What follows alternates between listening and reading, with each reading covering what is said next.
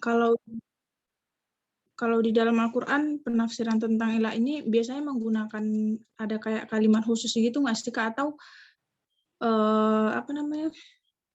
Atau dia kayak yang di ayat yang kayak di makalah itu tadi gitu, kayak cuma membicarakan tentang sumpah gitu. Oh, itu berarti maknanya ilah gitu. Atau ada kata-kata khusus gitu yang maknanya serupa dengan ilah ini. Kemudian saya izin bertanya, semisal ada, ini suami nggak bersumpah ya, tetapi ada seorang suami yang misalnya tahan tidak berhubungan gitu maksudnya, dan sedangkan lain halnya dengan sang istri, misalnya dia tahan sampai 4 bulan, tapi tidak ada masalah, tidak ada apa, memang mungkin hasrat seksual sang suami apa ya, pokoknya kayak gitu deh gitu, dia nggak ada sumpah, cuman kayak emang nggak memberikan nafkah batin gitu ke istrinya, itu bisa termasuk ilah nggak sih kalau misalnya sampai sesuai waktunya kayak ilah ini gitu. Terima kasih.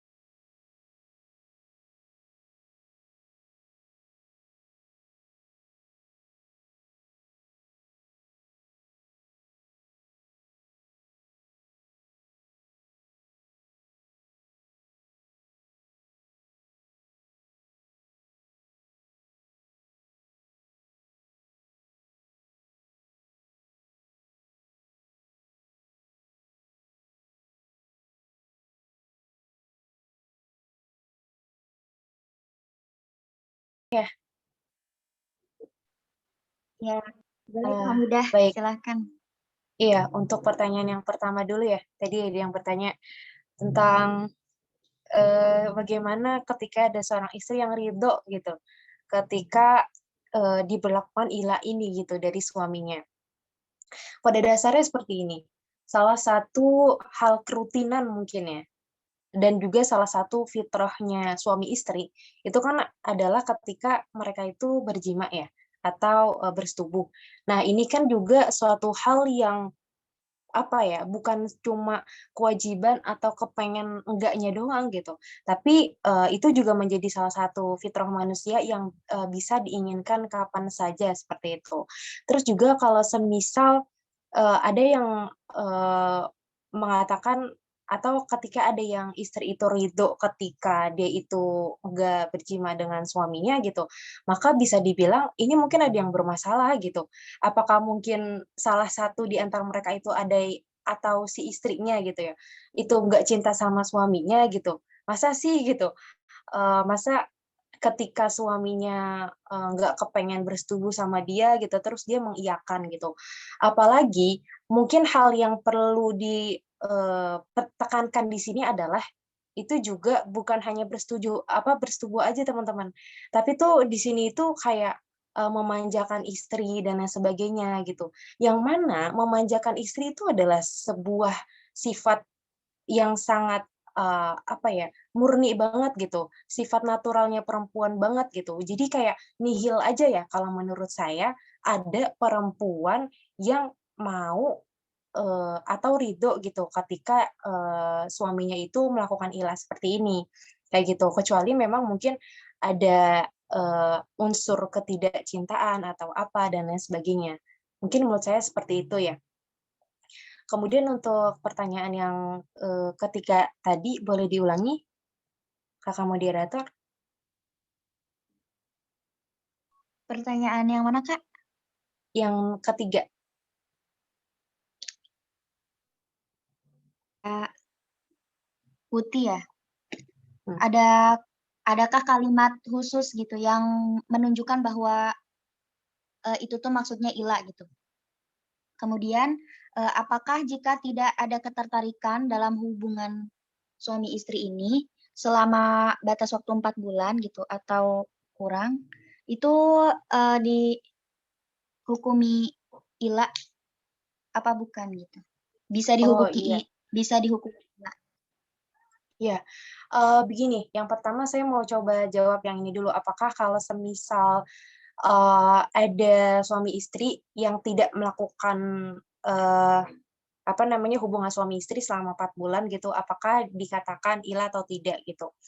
Kita harus pahami dulu ya teman-teman bahwasanya ilah ini syaratnya adalah ketika ada sumpah. Seperti itu. Maka dari itu, ketika tidak ada sumpah tersebut, itu mungkin tidak berlaku. Tetapi ini mungkin masuknya itu ke kasus lain. Kasusnya itu apa? Kasusnya itu berupa salah satu anggota suami istri itu, entah si suami atau si istrinya, itu tidak melaksanakan kewajibannya. Itu, yaitu menyenangi istri atau menyenangi suaminya dengan bersetubuh. Seperti itu aja mungkin simpelnya. Jadi karena salah satu persyaratan dari ilah ini adalah adanya suatu sumpah. Seperti itu. Kemudian juga tadi pertanyaan sebelumnya, redaksi apa sih yang sekiranya itu bisa menentukan bahwasanya apa namanya, oh dia ini lagi ilah nih dan lain sebagainya.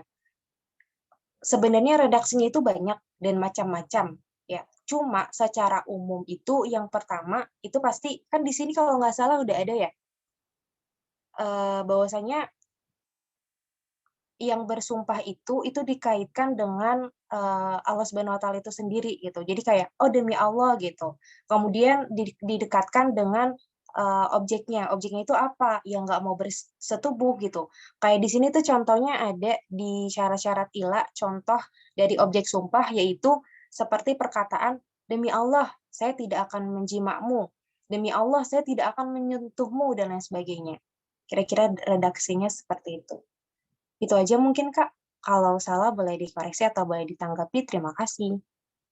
Iya Kak, Kakak Pemakala di sini ini izin masuk ya, yang menambahkan dari jawaban Kak Hamida terkait pertanyaannya Kak Wuti, yang kalau misalnya kurang dari 4 bulan itu termasuk ilah atau bukan.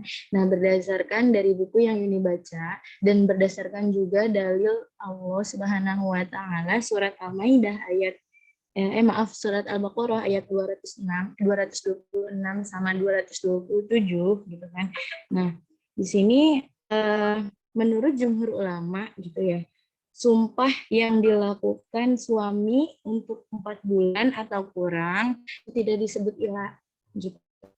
Lalu sebab perintah ayat untuk menunggu selama 4 bulan itu menjadi tidak artinya karena masa tunggu berakhir sebelum 4 bulan atau persis 4 bulan gitu.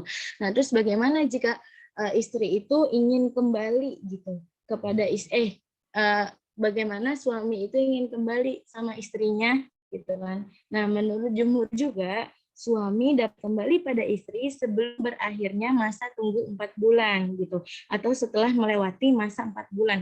Namun demikian ia harus membayar kifarat atau denda gitu karena telah melanggar sumpahnya.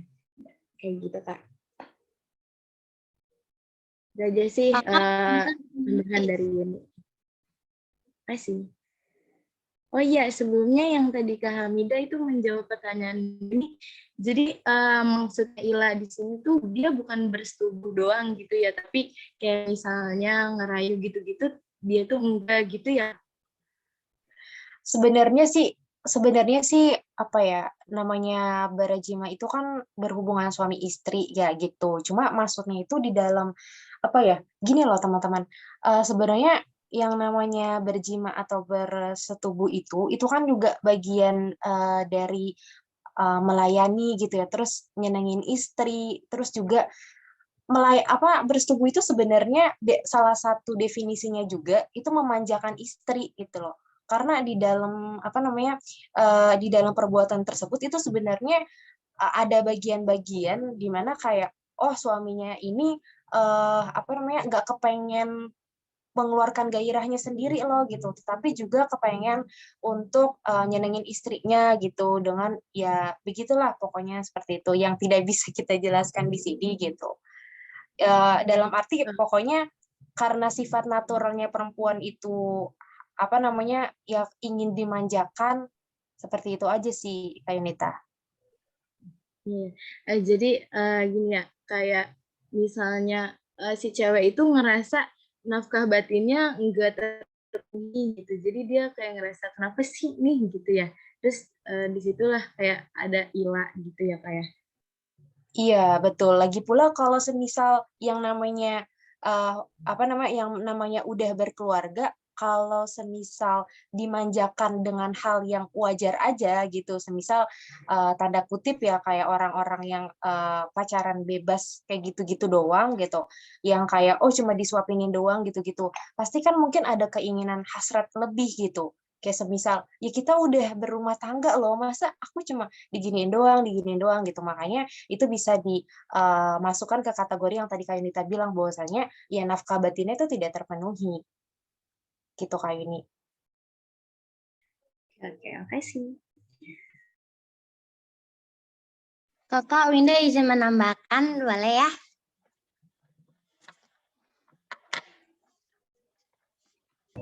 Ya, silakan Kak Winda. Baik, terima kasih Kak. Jadi sebenarnya tentang yang I'la itu bukan tentang ridho atau enggaknya. Gini Kak, ibarat I'la itu sebenarnya kode dari suami. Jadi ibarat Winda sama Kak Eka nih. Winda sama Kak Eka bestie bet dah pokoknya gitu. Nah terus di suatu sisi, di suatu saat pernah Kak Eka tuh kayak ngelakuin sebuah kesalahan yang Winda tuh nggak suka. Nah di saat itu juga tuh Winda kayak sebenarnya tuh Winda ngode kalau Winda tuh kesel sama dia, kalau Winda itu marah sama dia, dan ngodenya itu yang biasanya kita kayak ngobrol, suka ngobrol, Winda jadi kayak nggak ngobrol sama dia, kayak ngejauh sama dia. Jadi kan sebenarnya bukan karena Winda nggak pengen ngobrolnya sama dia, tapi Winda ngode sama dia. Duh peka dong, gue tuh nggak suka sama lo. Nah kalau Ila tuh sebenarnya kayak gitu. Jadi istrinya tuh ngelakuin sebuah kesalahan, misalnya istrinya tuh check out Shopee banyak banget dah. Suaminya nggak suka tuh, kayak gitu kan. Terus suaminya tuh ngode. Nah ngode ke istrinya itu mungkin suaminya tuh juga pengen berhubungan badan, tapi suaminya tuh ngode ke istrinya, kamu tuh salah loh gini loh, kamu tuh salah dong, kamu muhasabah dong, kayak gitu. Makanya I'la, nah makanya bisa dibilang itu I'la itu yang tadi tuh nyambung sama pertanyaan Kak Salsa. I'la itu sebenarnya kalau dulu itu bagian dari talak, soalnya bagian dari kesalahan istri, terus suaminya nggak suka, terus akhirnya suaminya ngode, tapi ngodenya nggak kayak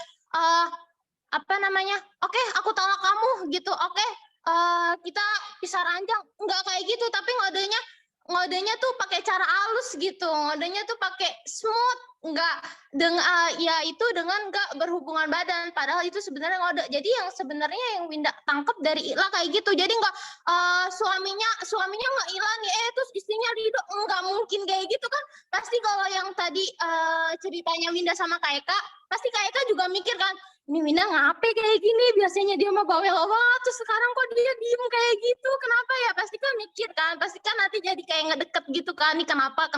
Jadi bukan tentang istrinya tuh ridho atau enggak gitu Kak. Nah terus yang tentang masuk talak 1 atau bukan, Winda kurang tahu, tapi kalau seandainya udah 4 bulan, kalau 4 bulan itu misalnya nih, udah ngode kayak gini nih suaminya, tapi istrinya tuh nggak peka-peka tuh kan ya, udah dikode kayak gitu, akhirnya udah masuk 4 bulan tuh, udah masuk 4 bulan, terus suaminya juga kok istri gua nih nggak berubah ya, nggak peka-peka ya, akhirnya di situ tuh bisa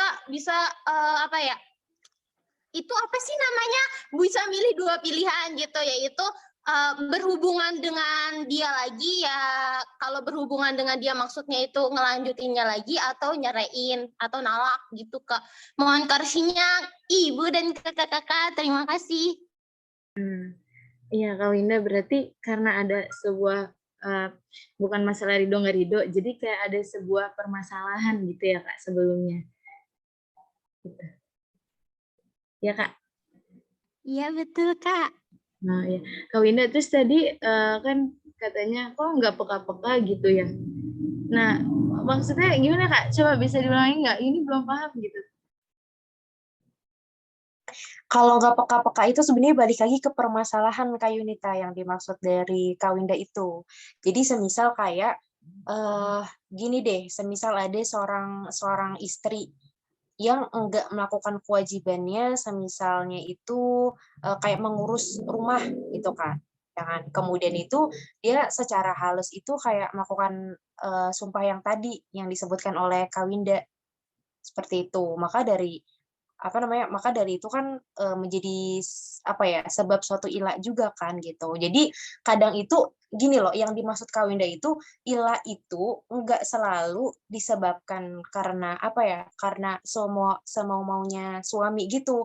Meskipun ilah itu pada umumnya itu diharamkan ya gitu, tapi bisa juga ilah ini tuh kayak sebuah apa ya, ya karena sebuah tindakan dari istrinya itu sendiri gitu, karena istrinya itu nggak melakukan apa namanya kewajibannya atau apa gitu, tapi konsekuensinya itu memang dipegang oleh keduanya itu sendiri seperti itu. Karena kan ya beneran nih, ibaratnya beneran nih mau ilah gitu, karena kan kalau ilah itu nanti kalian itu nggak ini loh, nggak bersetubuh atau apa kayak gitu-gitu.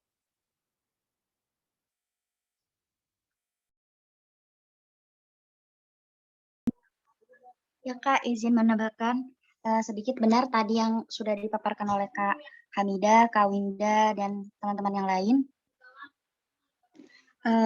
Di sini sejarah ilah itu kan muncul pada zaman jahiliyah dulu ya, bangsa Arab itu kayak orang-orang Arab itu menggunakan sumpah itu untuk apa ya, tidak menggauli istrinya gitu sebagai konsekuensi dari apa yang diperbuat istrinya gitu.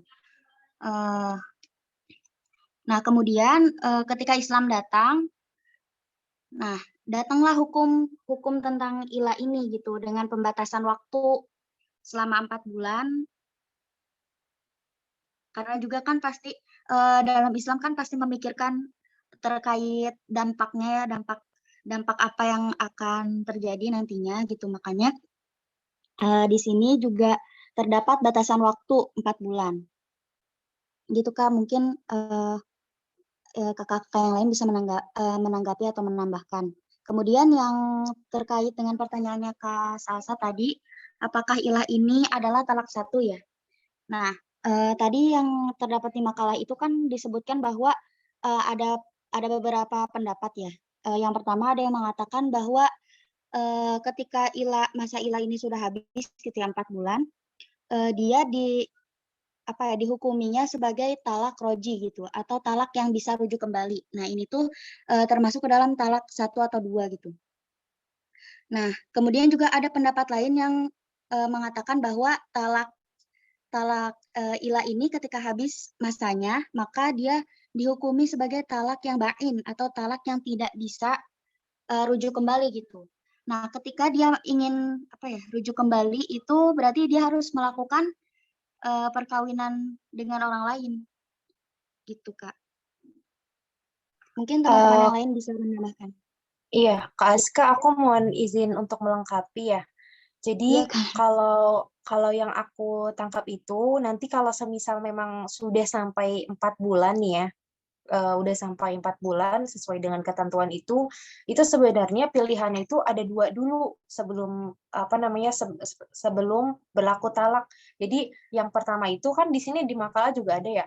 Jadi yang pertama itu bisa membayar kafarat terus kembali lagi dengan istrinya gitu.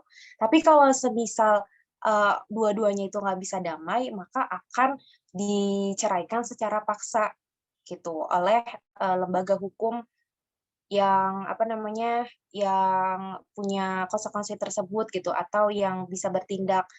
Dan kalau menurut jumhur ulama yang tadi udah disebutkan oleh Kak Aska itu menurut jumhur ulama itu talak yang boleh rujuk ya, statusnya itu talak roji atau 1 dan 2 seperti itu. Jadi bisa langsung balikan lagi, tapi kalau menurut Hanafiyah itu harus pakai talak bain. Jadi ya harus nikah dulu baru bisa balikan. Gitu.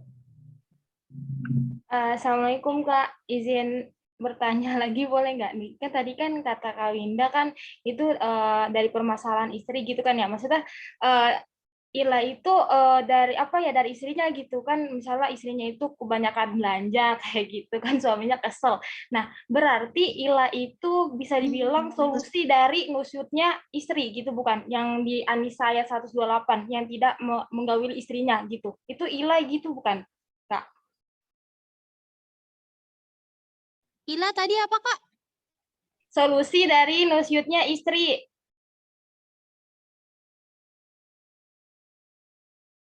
Waktu itu belajar, yang waktu kemarin tuh, materi kemarin, Kak.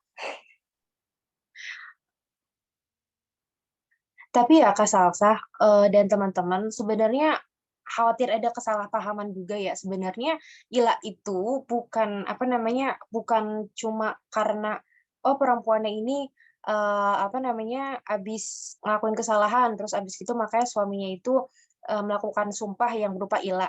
Itu enggak juga. Sebenarnya kalau semisal kita melihat lagi berupa asbabun nuzul turunnya hukum Ila ini, itu sebenarnya justru sebaliknya. Karena dulu di zaman jahiliyah itu banyak orang-orang Arab yang suka menelantarkan istrinya gitu loh. Yang membuat istrinya itu kayak sakit hati dan dengan lain sebagainya gitu. Terus kayak nggak menghargai istrinya karena nggak mau menyetubuhinya dan lain sebagainya. Terus berbicara sembarangan gitu, kayak bersumpah-sumpah seperti ini kayak gitu. Makanya turun ayat ini yang menjelaskan bahwasanya itu tuh dijatuhi hukum ila loh, dan ila itu haram. Seperti itu. Oh, jadi Ila itu ya bukan solusi dari nusyut gitu ya. Jadi Ila itu ya balik lagi ya haram gitu. Gitu ya. Iya, jadi pada dasarnya itu ila itu tuh hukumnya itu haram teman-teman gitu, karena apalagi kan ini kan yang dijatuh itu kan perempuan gitu kan. Nah, karena adanya ila ini, perempuan itu kan mungkin akan ngerasa kayak tersiksa gitu. Apalagi perempuan itu kan sikapnya itu yang tadi saya bilang bahwasanya perempuan itu punya naluri atau sifat natural yang manja, yang nggak apa ya, yang nggak bisa ditinggal sama suami seperti itu. Bahkan ada ulama yang mengatakan bahwa istri itu nggak boleh ditinggalin selama 4 hari. Gitu. Karena apa? Karena memang balik lagi ke sifat naturalnya perempuan. Apalagi adanya ilah ini dari suami. Seperti itu. Makanya karena dianggap nggak boleh nih nyebarangin perempuan gitu. Apalagi di masa jahiliyah tersebut, makanya turunlah hukum ilah ini. Seperti itu ya teman-teman kalau dari sejarah yang saya pahami. Bunda, punten Winda izin menanggapi ya Bunda. Punten. Gini Bun, jadi sebenarnya Winda setuju tuh sama yang pertanyaan Kak Salsa. Ila itu tadi Winda udah nyari nusyut. Ila itu sebenarnya biar nggak nusyut gitu. Kenapa? Karena Rasulullah itu pernah nge-ila istrinya loh. Rasulullah tuh pernah, cuma emang kan ila itu sama Allah tuh boleh, cuma jangan lebih dari 4 bulan. Makanya dijedain 4 bulan. Kalau bawa lebih kurang dari 4 bulan tuh boleh sebenarnya Kak. Soalnya Rasulullah tuh kurang dari 4 bulan, dan itu tuh biar istrinya Rasul, jadi pas itu pernah suatu saat istrinya Rasul tuh kayak ngelakuin sebuah kesalahan gitu, terus istrinya Rasul tuh diilah sama Rasul. Satu yang istri ya, istri yang satunya itu Wina lupa istrinya namanya siapa, ntar Wina cari. Terus akhirnya istrinya tuh diilah sama Rasul, dan itu nggak apa-apa gitu loh Kak. Aduh gimana ya Wina ngomongnya gitu deh, pokoknya mohon karunia Ibu dan kakak-kakak, terima kasih. Iya, mungkin jalan tengahnya itu apa ya? Mungkin jalan tengahnya itu bisa diambil dari keduanya juga kali ya. Karena apa namanya, salah satu sejarah yang aku lihat itu juga demikian. Cuma ternyata ilah ini juga bisa digunakan untuk yang tadi yang menjadi solusi untuk nusyus seperti itu. Nanti kalau semisal lebih jelasnya lagi mungkin bisa kita tanyain ke Bu Ifati ya teman-teman. Terima kasih. Dari yang contohnya Kak Winda utarakan sama sejarah yang Kak Hamida utarakan juga, jadi tangan gitu kalau misalnya dari yang Kak Winda utarakan seakan-akan itu kesalahan dari istri gitu kan ya. Terus kalau dari yang Kak Hamida utarakan lain itu seakan-akan karena suaminya gitu menelantarkan istri gitu. Itu jadinya gimana ya? Jadi masih rancu gitu di Uni. Itu gimana Kak? Menengahinya itu jadi sebenarnya Mungkin ilah itu gimana gitu? Beda sumber. Gimana? Winda justru beda sumber yang didapat sama Kak Hamidah sama Winda beda. Soalnya Winda justru nggak nemu asbabun nuzul yang ila gitu. Winda nggak nemu itu. Winda justru nemunya yang Rasulullah itu pernah nggak ila gitu. Makanya turun ayat ini. Jadi kok kayak beda asbabun nuzul yang Winda sama Kak Hamidah beda. Makanya Winda juga bingung tuh Kak. Ntar dah Winda nyari lagi. Kak Yunita mungkin bisa dilihat di makalah kali ya, di hikmahnya gitu. Kan yang tadi kan hikmahnya itu yang pertama tadi agar terintrospeksi diri bagi sang istri, dan yang kedua itu agar tidak sembarangan bersumpah itu suami gitu Kak. Dari hikmahnya Ila sendiri kali ya, dari makalah sih. Jadi yang pertama agar istri itu introspeksi diri, terus yang kedua agar suami tidak sembarang bersumpah gitu.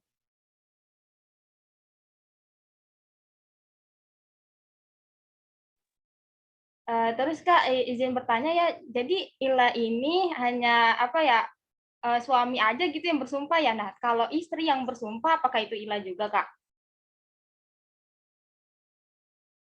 Kayak istri nggak mau bersumpah jadi nih gitu. izin menanggapi ya Kak. Jadi terkait tadi dari Kak Winda, dari Kak Hamidah, dari itu sejarahnya ya seperti itu Kak, yang bangsa Arab itu awal mulanya kan. Nah yang kedua yang terkait tadi Rasulullah juga pernah mengilah, itu juga saya tadi sempat baca gitu kan. Nah kemudian yang Kak Salsa tadi pertanyaannya apa Kak? Kalau istri kan, kalau suami kan itu kan kalau bersumpah itu namanya ilah kan. Nah, kalau istri yang bersumpah itu gimana? Itu ilah juga enggak? Kalau di sini yang saya pahami gitu dari ilah ini, ilah itu kan dimaksudnya adalah sumpah untuk tidak menggauli istrinya gitu kan. Jadi yang disebut ilah ini ya sumpah dari sang suami ini gitu, untuk tidak menggauli istrinya. Kalau untuk yang istri bersumpah itu kurang tahu ya Kak namanya apa. Kayaknya mungkin teman-teman yang lain. Iya. Tapi kalau Kalau tersendiri itu apa? Iya Kak Aska, Ya Kak aku izin Hamidah. masuk ya. Kalau sepengetahuan aku ya, ilah ini Kak, tuh silakan. cuma berlaku untuk laki-laki aja gitu. Sumpahnya itu memang diajukan itu dari laki-laki kalau sepengetahuan aku seperti itu. Terus kalau kita lihat di sini juga syarat-syarat ilah di makalah itu kan al-halif atau orang yang bersumpah itu syaratnya adalah setiap suami yang sah hukum talaknya yang berakal dan baligh seperti itu. Jadi dari suami. Terus juga karena ilah ini berkaitan juga dengan talak, kan seperti kita tahu, talak itu kan cuma bisa dilakukan oleh seorang suami. Kayak gitu. Itu aja mungkin, Kak. Terima kasih. Maaf Pak Hamidah, emang talak hanya suami ya? Bukannya istri juga bisa ya? Yang kata di materi yang sebelumnya tuh katanya istri itu bisa nalak gitu. Kalau itu solusi dari nusyutnya seorang suami gitu. Itu kan. Oh iya ya, aku lupa. Mungkin teman-teman bisa ditanggapi, teman-teman. Ya, mungkin kalau misalnya untuk ilah sendiri benar ya dari apa sih namanya laki-laki aja kepada istri. Kalau dilihat dari persyaratan-persyaratannya gitu. Nah untuk perempuan ya mungkin kalau ini pikir itu kayak apa ya? Apa sih itu yang istrinya tuh di intinya si suaminya itu berbuat salah tapi istrinya nggak senang kan. Nah kalau misalnya kita ambil dari sebuah cerita nyata nih kayak misalnya contohnya maaf nih kayak Larissa gitu kan yang istrinya Alvin Faiz itu kan sebenarnya ngelihat perlakuan suaminya nggak ini ya nggak bodo amatin gitu, antarin gitu. Nah si Larisanya tuh kan kesel gitu. Dan di batas kesabarannya itu misalnya wanita, tapi kalau misalnya suami ada Ila gitu Kak. Mungkin mohon koreksinya Ibu dan teman-teman.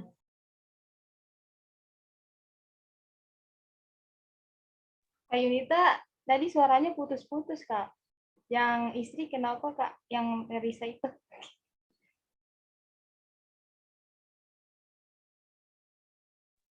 Apa Salsa?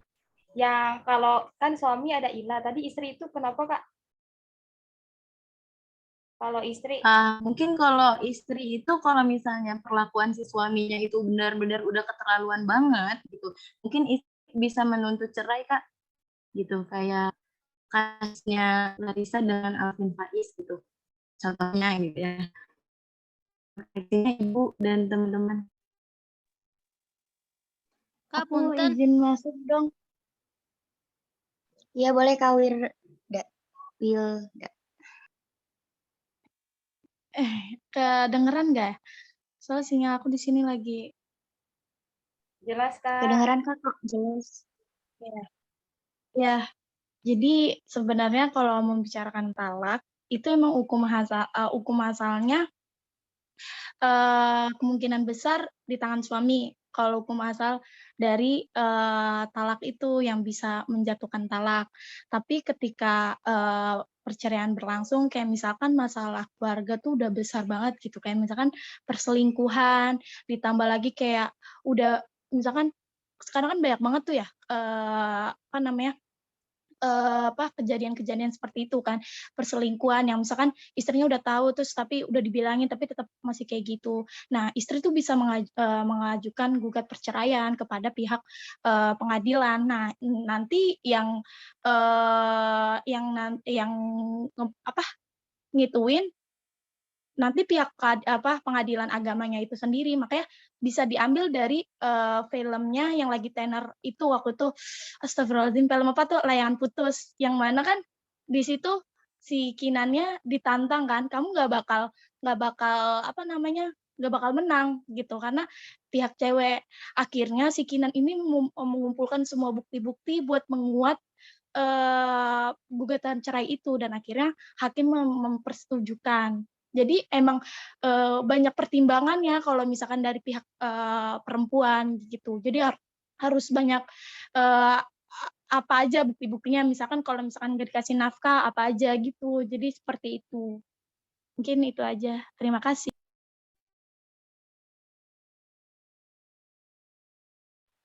Jadi mungkin gini ya Kak, kalau misalkan dalam kasus talak atau kasus Ila ini yang apa ya namanya, yang berhak itu semua itu adalah suami gitu ya.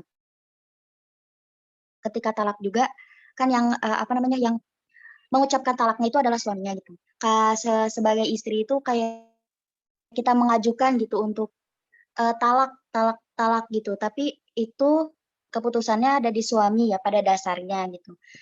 Dengan beberapa pertimbangan atau juga bukti-bukti gitu untuk menunjukkan bahwa sudah seharusnya gitu ya untuk berpisah, maka istri juga berkewenangan untuk talak itu sendiri gitu ya Kak? Ya, pemahaman aku sih seperti itu, yang banyak kejadian-kejadian, karena kan sekarang juga udah banyak kan terjadi perceraian yang mana istrinya yang mengajukan gugat perceraian itu sendiri. Tapi mungkin untuk talak itu sendiri, kayak misalkan kalau talak kan ada 1, 2, 3, yang mana bisa dirujuk kembali kan, itu semua itu di tangan lelaki gitu. Kayak misalkan kan biasanya kan makanya adanya talak kan itu karena namanya manusia suka asal ngomong kan, ketika marah pemikirannya tuh nggak sepenuhnya bersih gitu, kayak amarah jadinya seenak-enaknya. Nah, situ hadirnya talak buat merujuk kembali. Terkadang itu makanya talak itu nggak bisa dimain-mainin, kayak misalkan saya ceraikan kamu, itu nggak bisa dimain-mainin karena kalau udah ngomong itu udah masuk talak. Jadi seperti itu. Mohon izin masuk ya Kak, mohon maaf banget. Jadi kalau yang aku tangkap dari teman-teman itu ya, jadi pada intinya seperti ini kan ya, bahwasanya kalau untuk ilah ini, itu memang mutlak suaminya aja gitu, yang bisa. Tetapi kalau untuk yang talak, itu memang kehendak atau kewenangan secara, apa ya, secara lebih besarnya itu ada di suami. Tetapi ketika, perempuannya itu melihat bahwasanya keluarga itu berantakan dan terutama itu juga mungkin disebabkan oleh perilaku suami, maka perempuan itu bisa saja melakukan talak, tetapi jika memang disertai dengan bukti-bukti yang valid gitu. Dan bukti-bukti itu bisa apa namanya bisa lebih unggul seperti itu sampai dijatuhkan oleh pihak hakim. Seperti itu bukan ya Kak Wilda? Iya, seperti itu. Jadi pemahaman aku yang aku ambil dari banyak konflik-konflik yang ada, ya seperti itu gitu. Mungkin Baik, terima nanti kasih. bisa ada yang boleh menanggapi atau menambahkan. Terima kasih.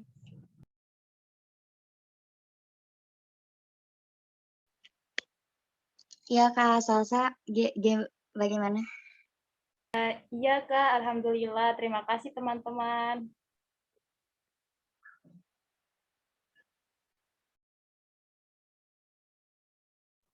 Kakak punten, Winda izin bertanya boleh nggak?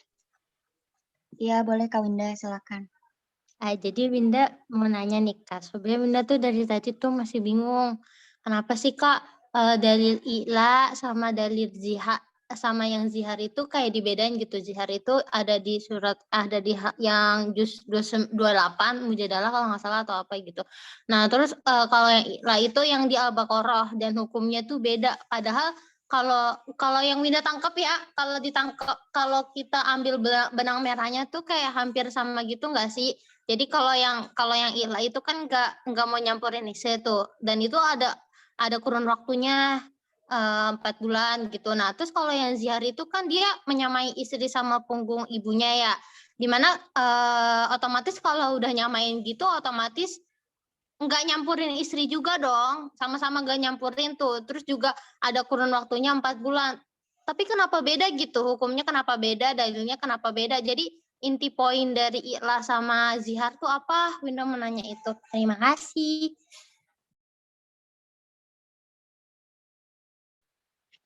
Kalau dari yang saya tangkap dari pertanyaannya Kak Winda itu, kan tadi mengenai zihar itu kan kayak menyamai istrinya dengan ibunya gitu kan ya. Maka di situ seperti dijatuhi talak gitu ya. Nah, kalau yang ila ini dia menggunakan sumpah Kak. Jadi ada sumpahnya gitu, ada perkataan yang demi Allah saya tidak akan menggaulimu gitu-gitu. Mungkin teman-teman yang lain atau kakak-kakak yang lain menanggapi dan menambahkan.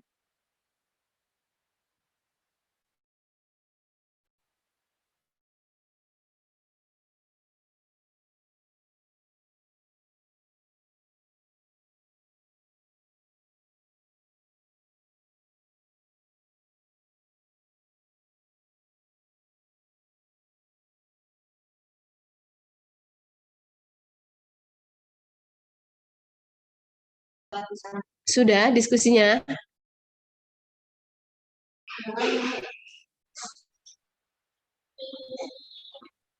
Suara saya kedengar nggak? Terdengar Ibu. Oke, sudah ya? Pertanyaan masih Winda nunggu belum jawab? dijawab Ibu. Pertanyaan siapa? Winda. Oh ya, pemakalan lagi mau nyiapin apa gimana? Sebenarnya barusan saya jawab Bu, tapi kurang puas Windanya. nggak tahu Kak Winda dengar apa enggaknya Bu. Iya, Winda kadang keluar. Dengar Ibu, tapi Winda masih belum paham. Apa pertanyaannya? I'la sama zihar Ibu. Baik, yang lain masih ada pertanyaan? Saya izin Ibu, ke kamar mandi. Ya gimana? Ya udah nggak apa-apa Bu, ke belakang aja dulu.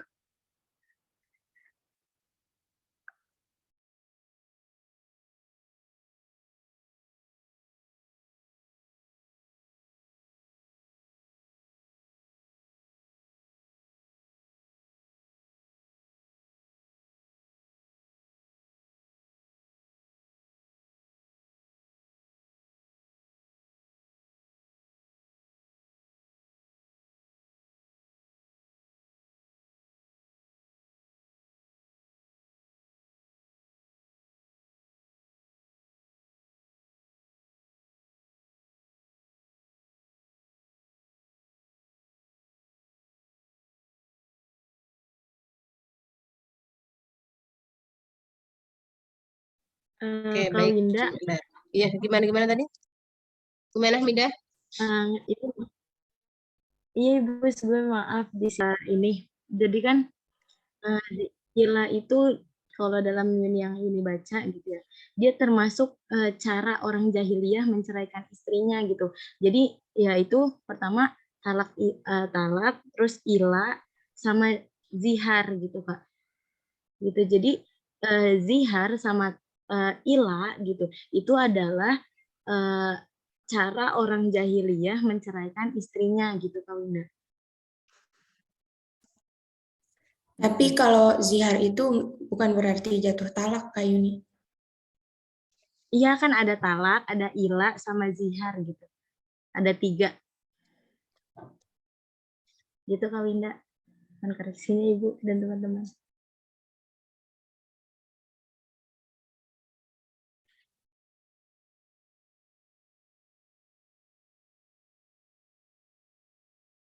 Ada salah satu pertanyaan.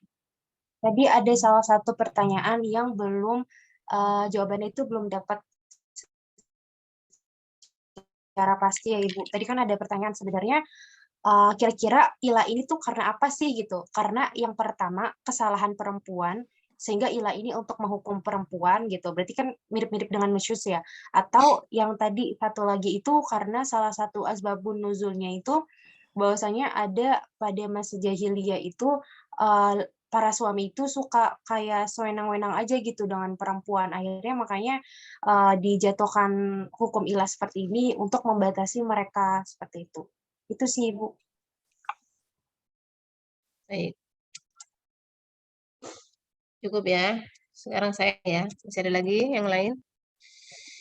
Bismillahirrahmanirrahim. Assalamualaikum warahmatullahi wabarakatuh.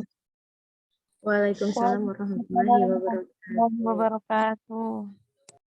Rabbil alamin wassalatu wassalamu ala sayyidil anbiya'i wal mursalin wa ala alihi wa sahbihi ajma'in.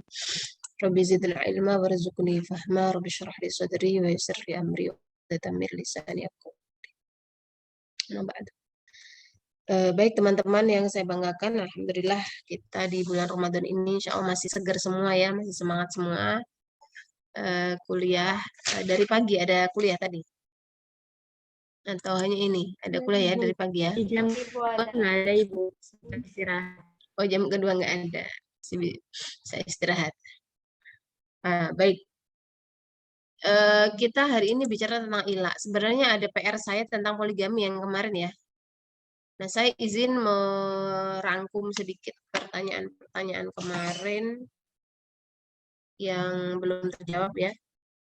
Dari apa? Sebentar ada WA dari teman.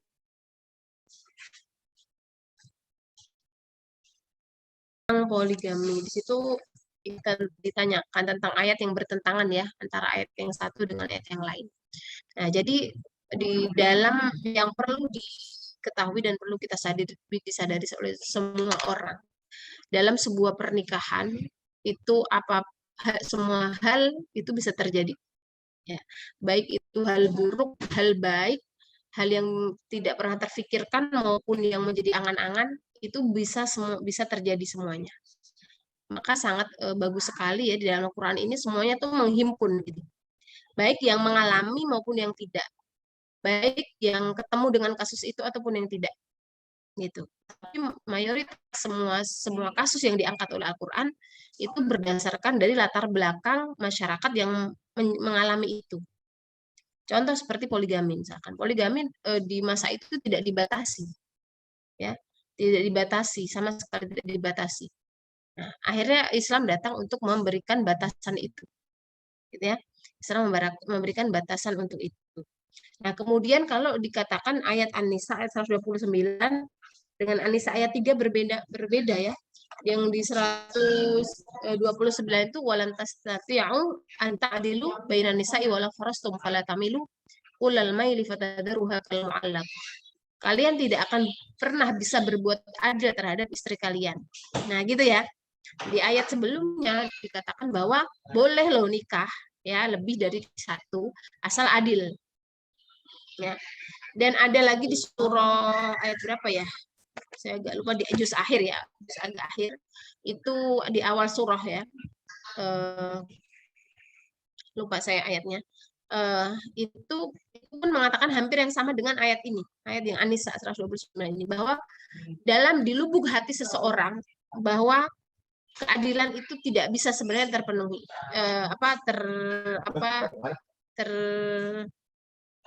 terejawantahkan. Ya, maksudnya di dalam hati itu pasti ada satu yang paling, gitu ya. Yang paling itu ada satu. Saya pindah tempat dulu.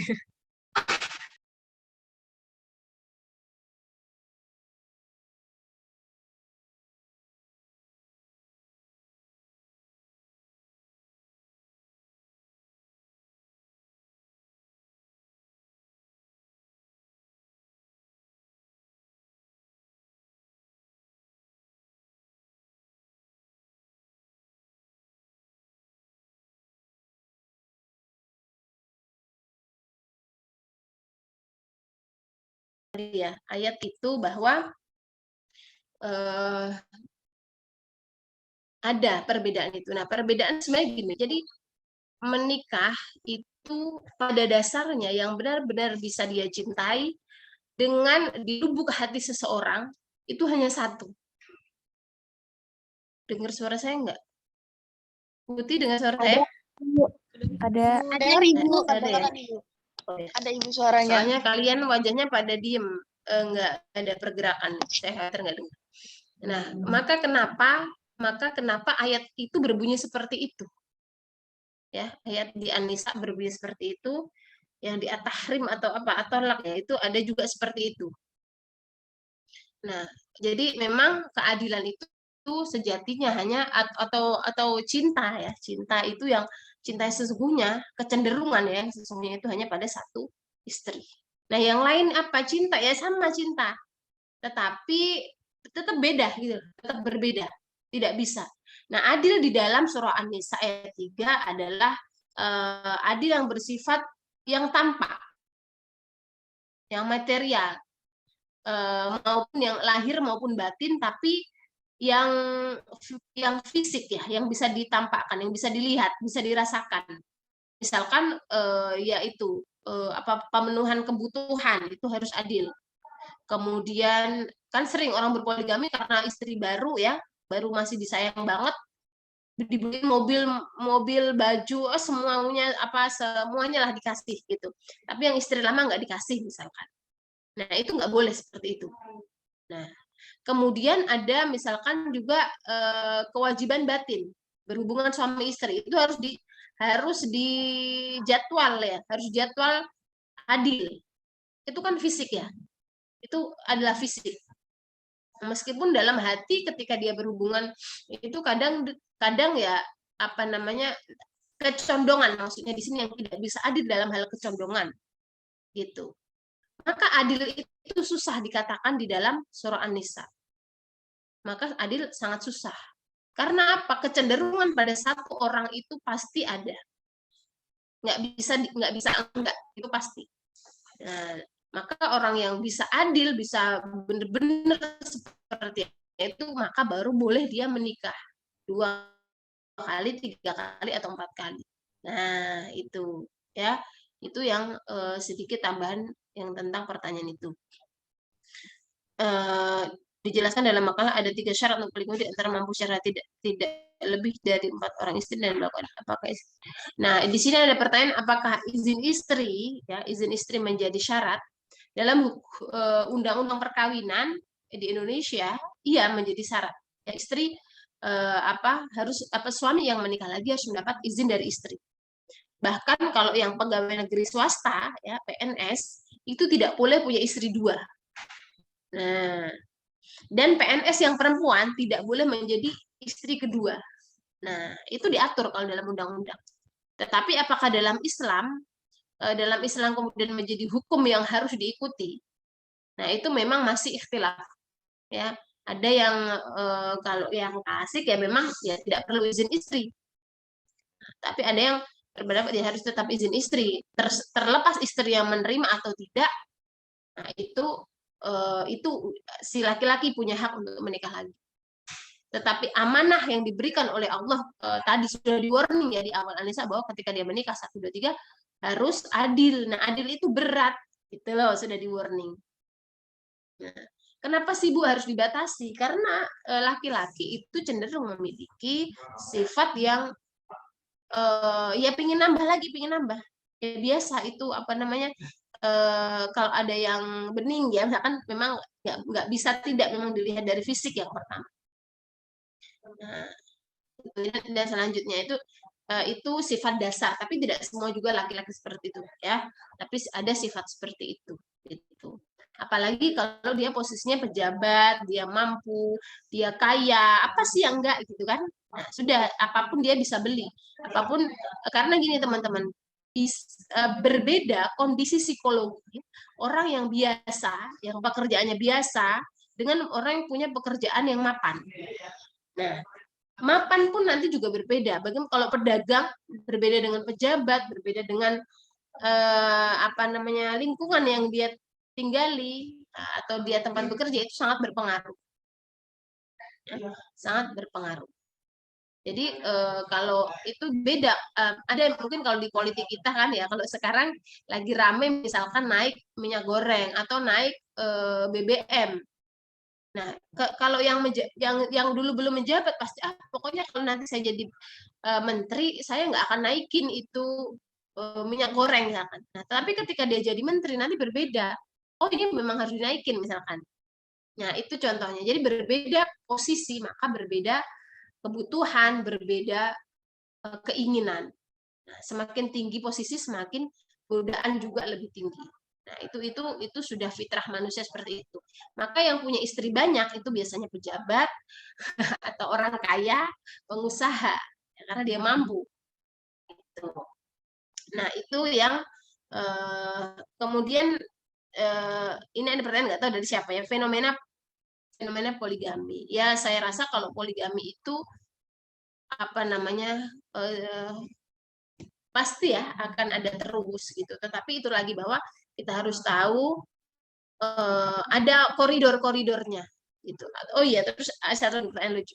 Apakah benar seorang istri yang bisa menerima suaminya itu bisa mendapatkan surga gitu ya? Ya, memang betul ya, mungkin ibadah atau kesabaran, keikhlasan seorang istri yang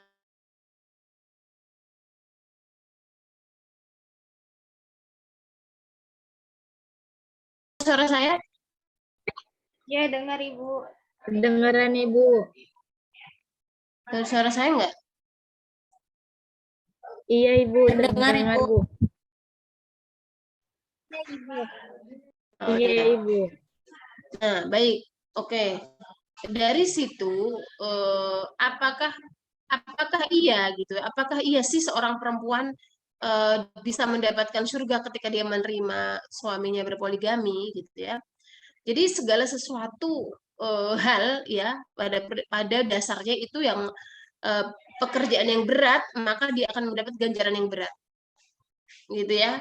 Nah, saya juga kurang setuju sebenarnya dengan hal itu, tapi memang itu sebenarnya kalau itu nanti dikatakan hadis ya atau apa gitu ya, itu adalah bukan motivasi, sebenarnya bukan untuk membolehkan, bukan dalil untuk membolehkan laki-laki untuk berpoligami, tetapi bahwa ketika karena gini teman-teman, kasus ya, kembali lagi seperti yang saya jelaskan tadi, kasus pernikahan dalam pernikahan itu antara satu dengan yang lain itu berbeda.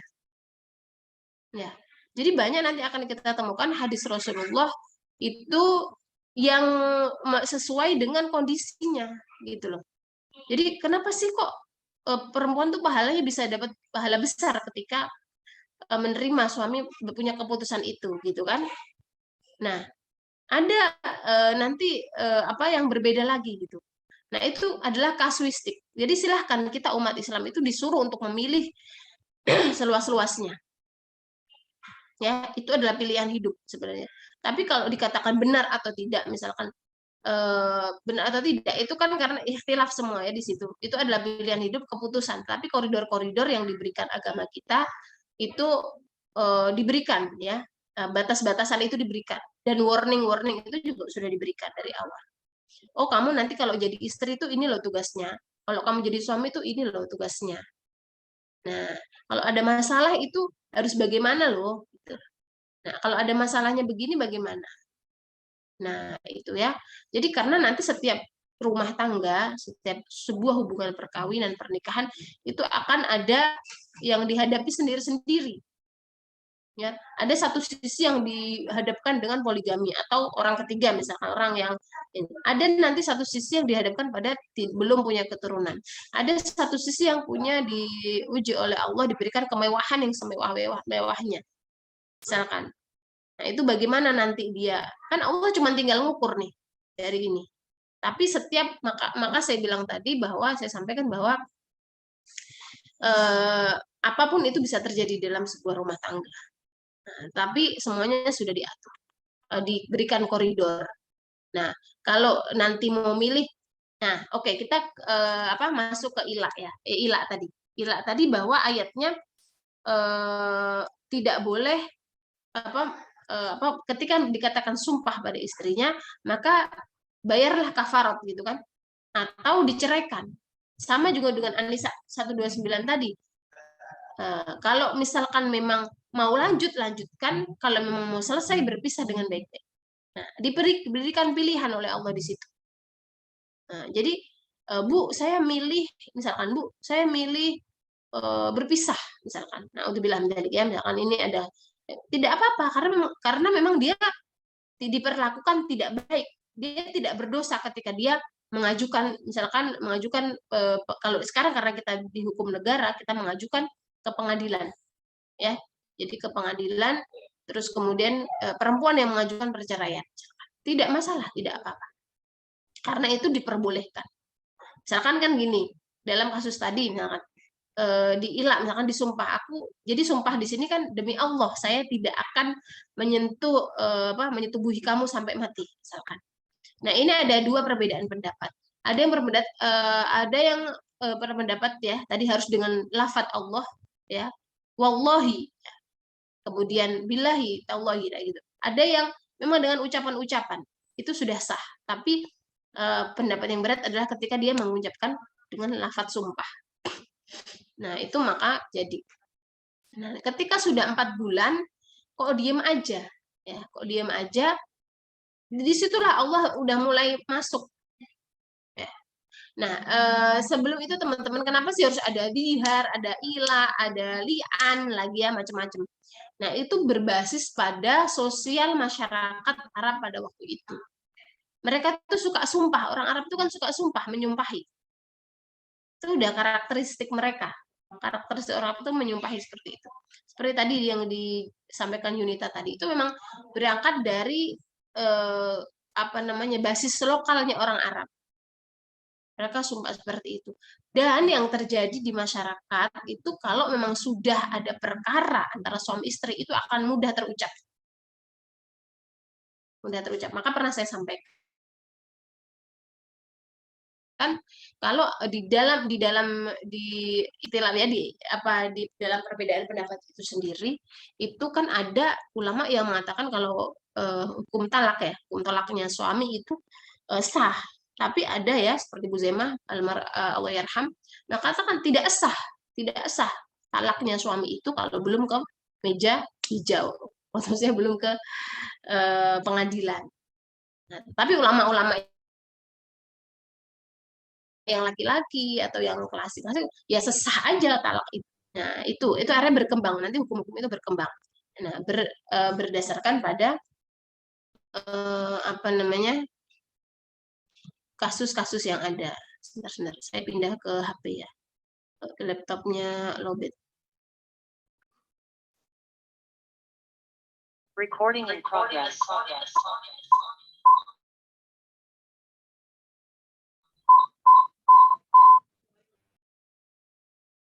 Oke, baik.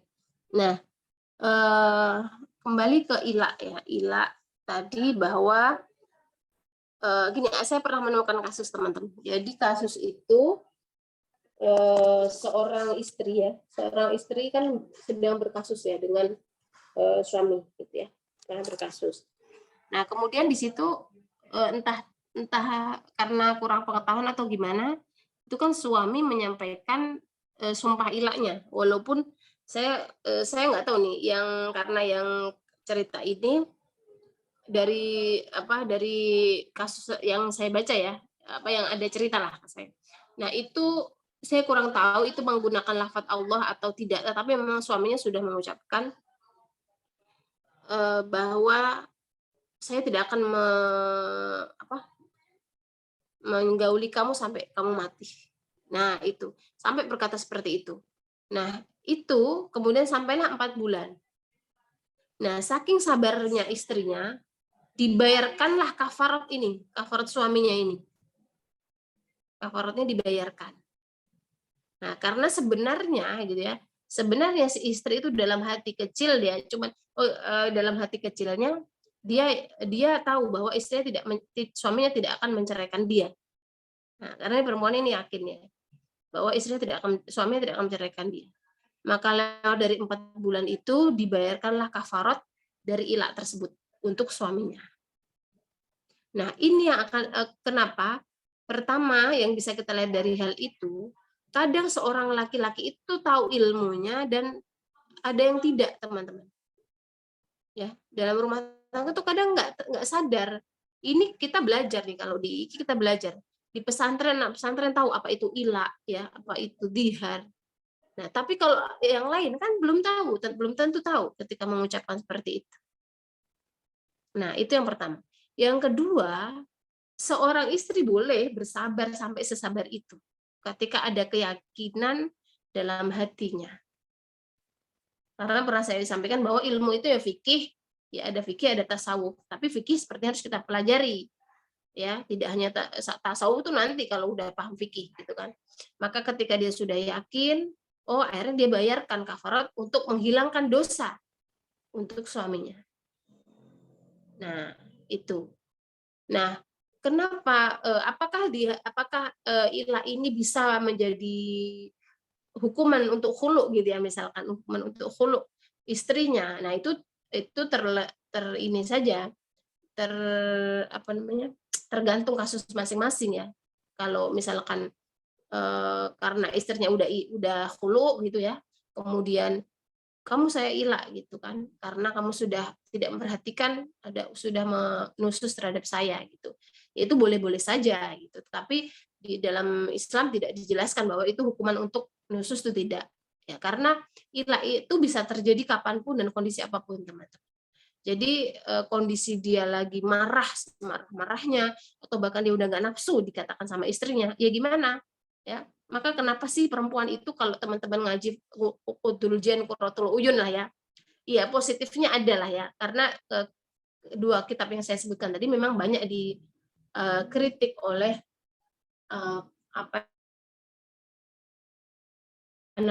aktivis-aktivis perempuan karena merendahkan perempuan. Tapi segi positif saya lihat adalah satu aja, bahwa perempuan itu harus bisa menjadi apapun di depan suaminya, bahkan menjadi apa sih PSK itu? PSK itu apa sih? Tahu PSK nggak kalian? Tahu nggak? Pekerja. Nggak ada yang jawab. Nggak tahu? Iya. Nggak tahu, perempuan malam. Pelacur ya?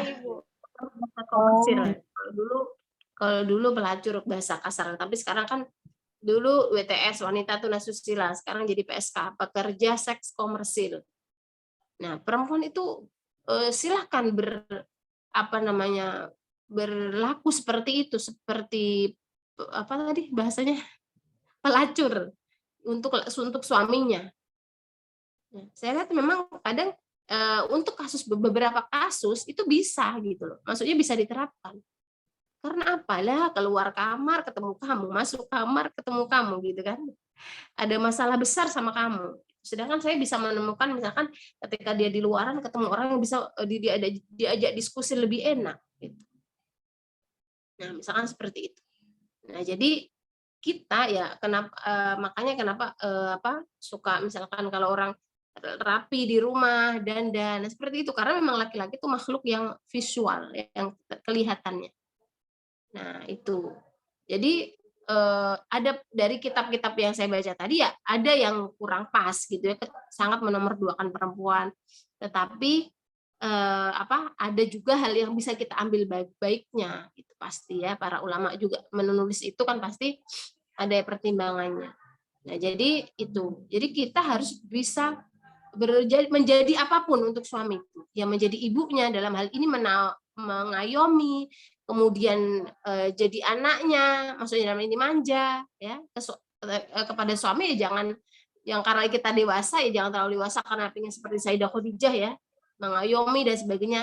Iya, tapi kita harus juga manja. Nah, itu. Nah, sudah begitu saja kadang masih ada masalah. Tetaplah namanya rumah tangga itu seperti itu. Nah, jadi terserah Ila itu mau karena nusus atau karena apa, itu banyak kasusnya ya karena memang biasanya laki-laki itu udah bosan sama perempuan gitu ya, udah karena udah bosan mungkin atau udah pengen ganti yang lain gitu kan. Nah, atau mungkin ada yang lain. Nah, seperti itu. Itu kasus sebab-sebab Ila itu seperti itu. Nah, kalau dihar tadi juga tetap dihar itu tetap ada kafaratnya ya. Dia harus malah lebih berat lagi kafaratnya dihar itu kan menyamakan punggung ibu dengan istrinya kan. Kalau itu harus membebaskan budak, kalau nggak bisa membebaskan budak ngasih 2 bulan orang makan berturut-turut ya kan. Kalau nggak mampu ngasih makan 60 orang miskin. Itu turut dihar itu. Jadi sama beratnya dengan Ila gitu. Cuman kasusnya berbeda. Karena memang latar belakang yang tadi itu sering bersumpah tadi orang Arab itu. Jadi memang Al-Qur'an itu juga salah satunya adalah memotret kebudayaan dari Arab. Nah, itu. Tadi yang Hamidah terakhir tadi udah masuk ke penjelasan belum ya? Yang terakhir apa agak lupa saya tadi. Yang Hamidah sampaikan terakhir tadi. Yang itu Bu, yang sebabnya ilat ini ya gara-gara yang tadi yang sebenarnya udah masuk sih Bu, yang gara-gara Arab ya? jahiliyah ataukah satu lagi karena memang kesalahan dari perempuan itu. Oh ya. Iya itu udah masuk dalam bahwa semua itu memotret kebudayaan Arab gitu. Dan jahiliyahnya Arab itu kan paling jahiliyah ya. Paling bobrok-bobroknya orang jahiliyah itu orang Arab dalam segi akidah, dalam segi akhlak. Baik akhlak terhadap perempuan, terhadap istri, terhadap anak. Teman-teman bayangkan, sama anak perempuannya dikubur hidup-hidup. Berarti kan paling jahiliyah mereka, paling kejam gitu. Nah, kekejaman yang lain masih banyak. Itu tadi diantaranya sering memperlakukan istri dan itu seperti itu. Nah, apakah seorang istri yang punya kesalahan berat itu boleh diilah ya? Seperti tadi ada kaitannya. Ya itu tadi bahwa di surah Al-Baqarah juga kan disebutkan bahwa dinasehati dulu pertama itu istrinya gitu kan. Nah, setelah dinasehati maka dijauhkan dari tempat tidurnya. Itu kan tidak sampai ilah, sampai tidak berhari-hari kan. Sampai kalau ilah kan ucapan sumpah yang sampai akhir zaman, akhir hayat. Tapi kalau tiga hal yang dipandu oleh Al-Qur'an itu pertama adalah dinasehati dulu, diajak diskusi. Nah, kalau masih ngeyel juga baru dijauhi tempat tidurnya, gitu kan? Nah, setelah itu baru boleh misalkan dipukul. Itu pun semua ada syaratnya. Tidak kemudian loh Bu, kok Allah mengajarkan orang memukul perempuan? Nah, tidak gitu ya. Jadi tetap harus kasuistik. tetap memukul pun sekarang kalau masuk undang-undang juga udah masuk ADRT, itu sudah ada undang-undangnya. Nggak boleh lagi. Tetap kita harus mengikuti aturan yang ada di sebuah negara. Nah, gitu. Tapi lihat prosesnya, jangan lihat langsung loh kok Al-Qur'an kok ajarin mukul, jangan seperti itu. Lihat prosesnya. Kan kemudian ya itu hukum Al-Qur'an itu kan juga bisa mengikuti hukum di wilayah masing-masing. Nah, itu tadi ya yang berkaitan dengan istri. Jadi memang ilah itu sebenarnya tuh kalau orang sampai mengatakan ilah dengan sumpah itu sebenarnya dia udah nggak mau gitu loh teman. Udah nggak mau gitu loh. Tapi untuk menceraikan dia juga maju mundur lah biasanya, galau. Nah, laki-laki biasanya seperti. Nah, tapi itulah yang kemudian diberi Allah waktu 4 bulan untuk dia berpikir silahkan mau maju atau mundur. Tetapi jangan tadi Anisa fatadaruha kal mu'allaq. Jangan dibiarkan seperti istri itu terlunta-lunta lah. Disitulah dolimnya seorang suami. Kesalahan seorang suami di situ. Nah, tetapi yakinlah, ini perempuan nih, saya kasih motivasi. Perempuan atau istri yang baik, apalagi ini mahasiswa itu soleha semua insya Allah. Itu doa atau mata hati seorang istri yang baik, yang soleh, itu sangat tajam. Ya, berdasarkan saya pengalaman, berdasarkan dari guru-guru, itu tajam, mata hati seorang istri tajam. Nanti suaminya aneh-aneh sedikit ya, aneh-aneh itu misalkan main itu hatinya udah kerasa. Kenapa nih suamiku seperti ini? Nah, apalagi nanti sudah hidup sering bersama gitu, dia akan suaminya tidak ngomong pun dia udah paham.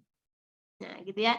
Nah, apalagi nanti suaminya berbuat dolim kepada perempuan-perempuan yang soleha, maka dia akan selain memiliki hati yang tajam, dia akan punya doa-doa yang mustajab. Nah, itu. Baik, itu saja ya. Ada lagi panjang kali lebar nih penjelasan saya. Yaitu supaya komprehensif saja bahwa beberapa hukum-hukum sangat diatur oleh Al-Qur'an. Sampai di situ masih ada yang mau ditanyakan? Ibu, saya mau nanya, boleh nggak, Bu? Ya, silakan. Iya. Yang pertama, saya pikirannya jadi kemana-mana gitu, Bu. Jadi, kalau gitu perbedaan ilah dengan nusyuz itu apa, Bu? Itu. Terus sama yang kedua, tadi kan Ibu sempat bilang ya, kalau kenapa jangka waktunya 4 bulan, itu karena memang ya biar suaminya itu untuk memikirkan apakah akan lanjut atau tidak gitu. Tapi kalau dari salah satu sumber yang saya terima itu bahwasanya kenapa lama kurunnya itu 4 bulan, itu karena yang pertama itu buat buat memastikan janin perempuan itu gitu loh. Apakah itu perempuan itu atau istrinya itu sedang hamil atau tidak gitu. Nah, kalau hamil itu apakah nanti hamilnya itu anaknya dia atau anak orang lain dan lain sebagainya kayak gitu, Bu. Itu gimana, Bu? Nah, baik. Jadi kalau nusus kan beda ya. Nusus itu sebuah ketidaktaatan ya. Ketidaktaatan, kemudian mu'allaqah atau mengabaikan, itu nusus. Nah, kemudian yang 4 bulan itu beda nanti sama iddah. Nanti dia tetap iddah lagi. Setelah 4 bulan itu dia masih ada iddah. Beda lagi. Jadi kalau misalkan kan tadi waktunya 4 bulan, ya kan? Kemudian setelah itu laki-laki itu mengatakan bahwa saya akan menceraikan kamu, maka masih ada iddah lagi 3 bulan, 10 hari. 3 kali suci lah ya kalau karena suami bercerai hidup, bukan cerai mati. Gitu, Hamidah. Oh iya, baik Ibu. Terima kasih, Bu.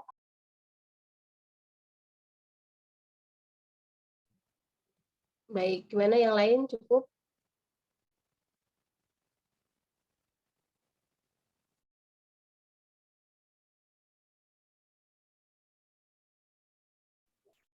Alhamdulillah Ibu, insya Allah paham.